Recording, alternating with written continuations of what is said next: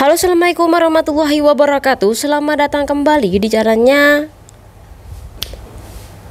Haryana Official. Kawan-kawan semuanya, bagaimana kabarnya nih hari? Moga kawan-kawan sehat selalu di perantauan. Moga kawan-kawan dijauhkan dari mara bahaya, amin. Sebenarnya saya mau ngajak kawan-kawan jalan-jalan di luar, tapi karena di Indonesia tuh panas banget, jadi ngambil videonya, pembahasan kasus, informasinya ini sering-sering di dalam rumah ya.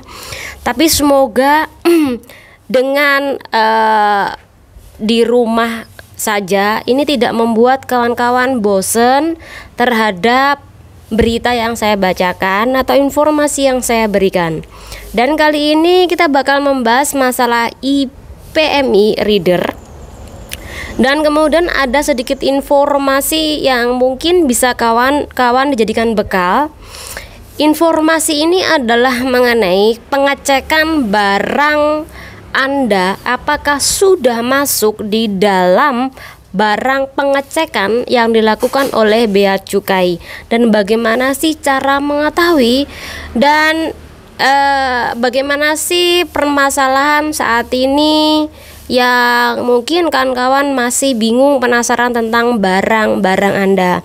Jadi semoga dengan pembahasan ini sedikit menghibur duka lara sampean yang saat ini paketannya itu masih bingung berada di mana. Dan ini adalah pembahasan buat kawan-kawan semuanya. Oke kawan-kawan, cara ngecek IPMI reader Anda. Fungsinya ini sebagai informasi apakah kawan-kawan ini terdaftar di komputer miliknya BP2MI atau tidak.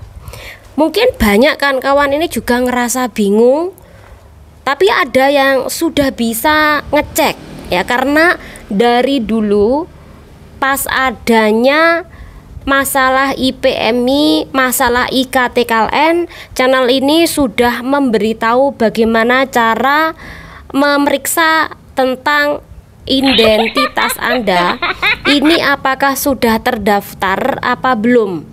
Ya, jadi mungkin kebanyakan kawan-kawan sudah tidak asing ketika kawan-kawan aktif nonton video ini, atau mungkin kawan-kawan sedang lupa. Oke, caranya ngecek adalah langsung Mbak ini di Google, ketikan IPMI, sampai nanti akan terlihat halaman resminya BP2MI. Setelah itu klikkan Mbak, karena di situ jelas-jelas kalau sampean ketik IPMI pasti ada di bawahnya juga IPMI readernya. Kalau sampean sudah klik itu nanti ada sebuah kolom yang dimana pertama kolomnya ini berisi tentang nomor nomor paspor Anda. Yang kedua ini tentang hitungan yang disediakan oleh halaman resmi. Jadi ini fungsinya memberitahu apakah Anda ini robot atau manusia beneran apa enggaknya. Anda masukkan hitungan itu. Tapi ketika hitungan Anda ini tidak menghasilkan angka, berarti Anda tidak terindikasi terdaftar identitas Anda di komputernya milik BP2MI. Oke, kalau sudah tidak terdaftar, secara otomatis sampean gantiin paspor kayak ini. Kalau sampean sudah mengganti paspor, cobaan nomor paspornya yang lama dimasukkan kembali. Apakah sudah terdaftar? Kalau belum terdaftar, berarti apakah sampean ini ketika renew paspor atau ketika sampean renew kontrak ini tidak menggunakan jasa agensi, atau Anda istilahnya tidak numpang proses, baik itu prosesnya paspor atau prosesnya kontrak kerja. Kalau sampean tidak numpang proses, secara otomatis pihak dari agensi itu tidak membantu memasukkan Anda melalui PT di tanah air. Contoh, kalau sampean proses lewat agensi A, nanti agensi A bekerja sama dengan PT di tanah air. Kalau sudah bekerja sama itu kan namanya numpang proses. Berarti ketika numpang proses, Anda secara otomatis dimasukkan data-data Anda ke dalam komputernya milik BP2MI. Artinya dimasukkan ketika kawan-kawan ini proses lewat agensi paspor atau kontrak kerja. Tapi kalau sampai cuma kontrak kerja saja, ini belum tentu kawan-kawan dimasukkan ke dalam IPMI Reader. Itu kenapa biasanya kawan-kawan ini memakai paspor yang lama baru bisa masuk. Jadi sekali lagi, sampean renew kontrak itu belum tentu sampean terdaftar kawan-kawan. Ya. Jadi ketika sampai nanti bikin paspor di agensi tersebut, renew kontrak itu baru terdaftar. Jadi ini yang harus kawan-kawan pahami. Apakah ketika tidak terdaftar kawan-kawan nanti disebut sebagai pekerja migran Indonesia yang kerjanya di luar negeri itu ilegal? Jawabannya ya tetap legal kawan-kawan.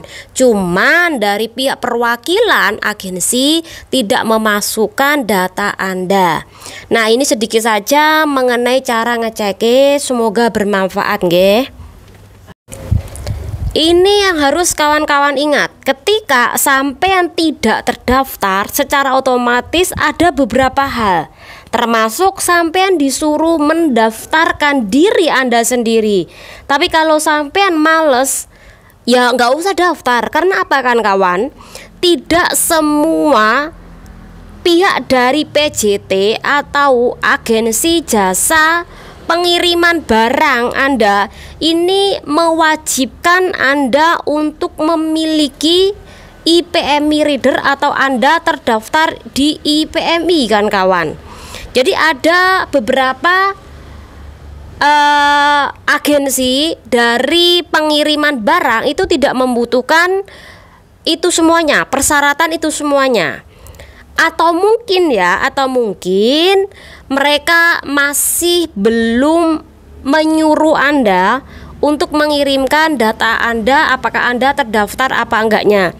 Ini yang mungkin perkiraan ya. Tapi sekali lagi, kalau sampean bingung tentang masalah IPMI itu sebenarnya tidak dibutuhkan ketika sampean ini jelas-jelas legal kerja di negara Hong Kong. Karena Anda legal atau enggak legal, Anda ilegal atau enggak legal, tetap aja diperbolehkan paket. Cuman adanya perbedaan di dalam pembatasan pengiriman barang per tahun Anda. Yang ilegal ini 1 kali 1 tahun. Kalau sampai lebih dari 1 kali kirim, nanti hitungannya disampean tetap semua barang dipajekin. Tapi kalau sampean legal itu 1 tahun bisa 3 box kirim barang dan tidak boleh melebihi dari batas bea cukai yang ditetapkan. Jadi sebesar 500 USD per 1 paket, kan seperti itu. Nah, kawan-kawan nggak usah bingung masalah ini ya. Jadi kalau sampean nggak terdaftar, jajalo pakai paspor lama. Paspor lama itu pasti ada kan kawan. Kalau sampean prosesnya lewat agensi itu pasti terdaftar. Oke, yang kedua ya, setelah Anda mungkin bisa jadi tidak terdaftar karena Anda ketika membuat paspor tidak melalui agensi. Ketika Anda ini renew kontrak, ini tidak juga menggunakan agensi, yang intinya Anda renew kontrak pakai kontrak mandiri. Kalau kontrak mandiri kan tidak memakai jasa agensi untuk renew kontrak. Jadi Anda menggunakan mandiri secara sendiri, ngurus sendiri. Dan ketika ngurus sendiri, bahayanya adalah ketika majikan Anda sudah tidak mau sama Anda, secara otomatis Anda harus pulang ke tanah air melalui proses PT awal lagi. Karena sekali lagi Anda tidak menggunakan jasa agensi ketika Anda renew kontrak. Itu bisa saja membuat Anda tidak terdaftar di IPMI Reader. Kalau sampai mau terdaftar kembali, ya minta tolong ke agensi untuk pembuatan paspor. Siapa tahu nanti terdaftar kembali. Itu saran saya. Oke, seandainya nih kawan-kawan, barang paketan saya yang sudah berbulan-bulan ini tidak tampak hasilnya, bahkan ketika saya ini mencoba masuk untuk ngecek barang saya sampai di mana, apakah sudah masuk di bea cukai untuk pengecekan, ini juga tidak terdeteksi. Nah, bagaimana caranya agar barang saya ini tahu di mana letaknya? Maka saran saya untuk kawan-kawan, kalau sudah kirim email tidak ada respon, silakan langsung ke Facebook, inboxin atau messenger ya, messenger miliknya Direktorat Bea Cukai semacam ini. Kemudian tulislah seperti ini. Ini adalah pertanyaan buat Bea Cukai tentang barang Anda. Dan berapa lama prosesnya, kapan Andanya ini kirim barang, dan sampai bulan ini tidak ada sama sekali kejelasan barang Anda. Setelah itu ada nama Anda, kemudian alamat rumah, nama orang tua Anda. Jangan lupa nomor paketan Anda juga disertakan. Ini yang terakhir. Nanti dipastikan ada beberapa hari ada jawaban langsung dari Bea Cukai kawan-kawan. Jadi jawaban Bea Cukai ini bermacam-macam. Disuruh ngecek apakah barang Anda ini sudah masuk pengecekan di Bea Cukai atau belum. Jika sudah dicek tidak keluar, berarti secara otomatis Anda disarankan untuk menanyakan secara langsung kepada PJT atau perusahaan jasa titipan Anda di negara penempatan Anda, baik Hong Kong atau Taiwan.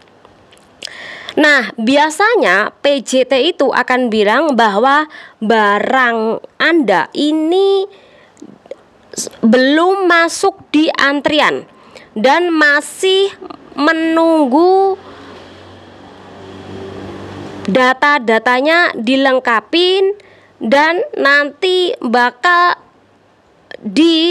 setelah diinput ya datanya, kemudian bakal dimasukkan ke sistem Bea Cukai, dan itu pun harus menunggu barang-barang yang lama dulu dikeluarkan di gudang.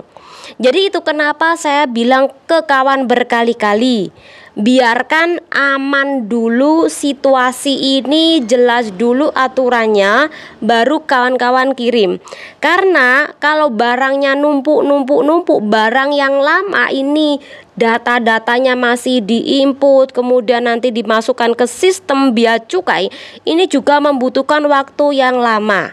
Apakah kerjanya lelet atau memang belum dikerjakan, kita tidak tahu. Jadi barang Anda bisa sampai 4 bulan, 5 bulan, 6 bulanan bahkan. Jadi sekali lagi terus desak Bea Cukai, terus desak juga PJT, perusahaan jasa titipan barang Anda ini, untuk tetap menyelesaikan. Senang nggak senang, suka nggak suka, memang kita harus mendesak agar mereka ini juga tahu bahwa barang Anda apa aja, nama Anda apa aja yang belum diselesaikan datanya. Jadi itu yang saya sarankan buat kawan-kawan semuanya, terus desak. Memang tidak enak kalau didesak oleh kita, tetapi sekali lagi dengan mendesak, siapa tahu mereka itu akan tetap menulis data Anda, kemudian siapa tahu lebih didahulukan, itu aja. Sekali lagi, ini hanya saran. Yang kedua, kalau sampai tidak mendesak, saya takutkan barang Anda ketelesot atau barang Anda ini belum dikirim atau belum berada di gudang milik Bea Cukai. Itu saran saya. Semoga dengan ini bermanfaat buat kawan-kawan semuanya.